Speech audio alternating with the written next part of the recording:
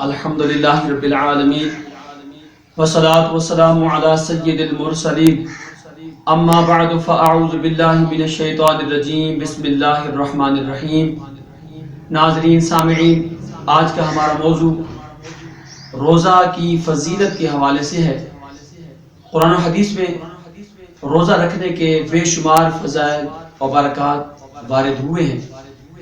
سب سے پہلے قرآن کریم فرقان حمید سے سورۃ بقرہ آیت نمبر 183 کے اندر اللہ رب العالمین ارشاد فرماتا ہے، یا ایھا الذین آمنوا کتب علیکم الصیام کما کتب علی الذین من قبلکم لعلکم تتقون۔ اے ایمان والو، تم پر روزے فرض کر دیے گئے جیسے تم سے پہلے لوگوں پر روزے فرض کر دیے گئے تھے تاکہ تم متقی بنو۔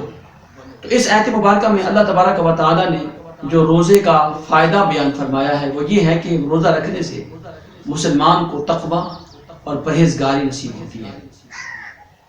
اسی طرح اللہ تبارک و تعالی نے سورۃ الاحزاب 22ویں پارے کی آیت نمبر 35 میں ارشاد فرمایا، ان المسلمین والمسلمات والمؤمنین والمؤمنات۔ تو 10 اوصاف اللہ نے مومنین کے، مسلمانوں کے ذکر کیے کہ جو مسلمان مرد ہے یا مسلمان عورت ہے، روزہ رکھنے والے مرد ہیں، روزہ رکھنے والی عورتیں ہیں، تو اعد اللہ لهم مغفرۃ واجرا عظیما۔ اللہ تعالیٰ فرماتا ہے کہ ان کے لیے میں نے مغفرت اور اجر عظیم تیار کر رکھا ہے۔ تو اس کے اندر اللہ تعالیٰ نے روزہ رکھنے والے مردوں کا اور روزہ رکھنے والی عورتوں کا بھی ذکر کیا کہ اللہ تعالیٰ نے ان کے لیے مغفرت اور اجر عظیم یعنی جنت کو تیار کر رکھا ہے۔ اسی طرح نبی اکرم صلی اللہ تعالی علیہ وسلم نے بھی اپنے فرامین کے اندر، اپنی احادیث مبارکہ کے اندر روزے کے بہت سارے فضائل بیان فرمائے ہیں۔ ان میں سے چند عرض کرتا ہوں۔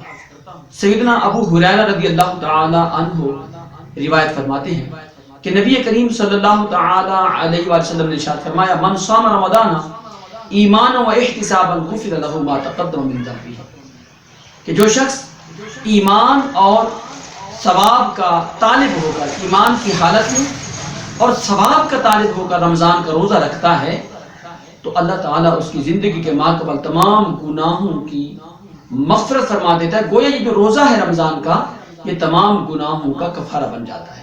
اس حدیث کو سیدنا امام بخاری نے صحیح بخاری کے اندر درج فرمایا۔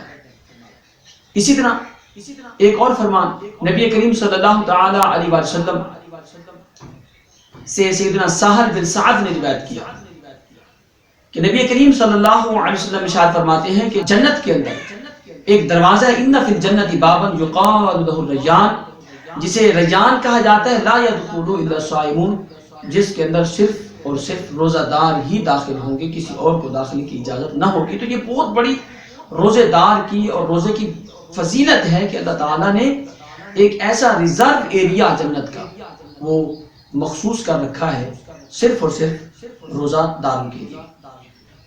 سیدنا ابو ہریرہ رضی اللہ تعالی عنہ روایت فرماتے ہیں کہ نبی کریم صلی اللہ تعالی علیہ وسلم نے ارشاد فرمایا، آدمی کے ہر نیک عمل کی جزا 10 نیکیوں سے لے کے 700 نیکیاں تک ہے، لیکن اللہ تعالی حدیث قدسی میں فرماتا ہے کہ روزہ فقط میرے لیے ہے، وَأَنَا عَاجِزِ بِهِ، اس کی جزا میں خود ہی عطا فرماؤں گا۔ تو یہ بھی روزے کی بہت بڑی فضیلت ہے کہ اللہ تعالیٰ نیکی کا اجر بعض اوقات 10 نیکیوں کی صورت میں عطا فرماتا ہے، بعض اوقات اللہ تبارک و تعالیٰ 700 کی صورت میں عطا فرماتا ہے، اور بسا اوقات اللہ تعالیٰ جنت کی صورت میں عطا فرماتا ہے، بخشش کی صورت میں عطا فرماتا ہے۔ لیکن روزہ ایک ایسی عبادت ہے کہ اللہ تعالیٰ فرماتا ہے کہ صوم لی و انا اجزا بھی، روزہ میرے لیے ہے، میرا بندہ میرے لیے بھوک پیاس کو برداشت کرتا ہے، میرے لیے اپنی شہوات کو ترک کرتا ہے، تو روزے کی جزا میں خود عطا فرماؤں گا۔ اسی طرح اس حدیث مبارکہ کو بھی سیدنا امام بخاری نے نقل فرمایا۔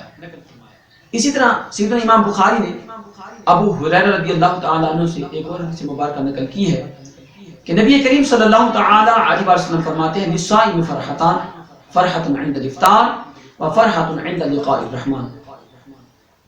روزہ دار کے لیے 2 خوشیاں ہیں، ایک افطار کے وقت کہ اللہ تعالیٰ روزے دار کی دعا کو قبول فرماتا ہے، اور دوسری اللہ تبارک و تعالیٰ سے خصوصی طور پر ملاقات کا شرف پائے گا روزہ دار۔ تو یہ بھی روزے کی بہت بڑی فضیلت ہے۔ سیدنا معاذ بن جبل رضی اللہ تعالی عنہ، نبی اکرم صلی اللہ تعالی علیہ وسلم جس نے روزہ رکھا تو اس نے اپنے آپ کو دوزخ سے مضبوط قلعے میں کر لیا. اس حدیث کو امام احمد بن حنبل نے نقل فرمایا. اسی طرح سیدنا عبداللہ بن عمر رضی اللہ تعالی عنہ سے روایت ہے کہ نبی اکرم مجسم صلی اللہ تعالی علیہ وسلم نے ارشاد فرمایا قیامت کے دن رمضان اور قرآن شفاعت فرمائیں گے. روزہ عرض کرے گا یا اللہ عز و جل میں نے اسے دن کو کھانے پینے سے روک رکھا، لہذا اس کے حق میں میری شفاعت قبول فرما. اللہ تبارک و تعالی روزے کی شفاعت روزہ دار کے حق میں قبول فرما کے اسے جنت عطا فرمائے گا. قرآن عرض کرے گا یا اللہ عز و جل میں نے اسے رات کو سونے سے باز رکھا، یہ تراویح سنتا تھا، میری تلاوت سماعت کیا کرتا تھا. اللہ تعالیٰ قرآن کریم کی شفاعت کو قبول فرما کر تراویح پڑھنے والے کو جنت عطا فرمائے گا. سیدنا ابو ہریرہ رضی اللہ تعالی عنہ سے روایت ہے نبی اکرم صلی اللہ تعالی علیہ وسلم نے حدیث بیان فرمائی کہ جو شخص اللہ کی رضا کی خاطر ایک روزہ رکھتا ہے تو اللہ تعالیٰ اسے جہنم سے اتنا دور کر دیتا ہے کہ جتنا کہ ایک کوا بچہ ہو اور بچپن سے اڑنا شروع کرے یہاں تک کہ بوڑھا ہو کر مر جائے،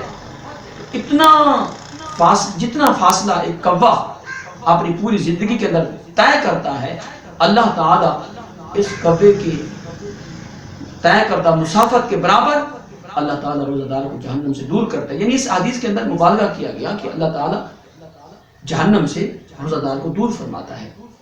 روزہ جہنم سے بچنے کا ایک بہترین ذریعہ ہے. اسی طرح امام ابن ماجہ نے سیدنا ابو ہریرہ رضی اللہ تعالیٰ عنہ سے ایک حدیث مبارک نقل کی کہ نبی کریم صلی اللہ تعالی علیہ وسلم ارشاد فرماتے ہیں ہر چیز کی ایک زکوٰۃ ہے، یعنی ہر چیز کو پاک کرنے کا ایک طریقہ. زکوٰۃ کا معنی ہے پاک کرنا.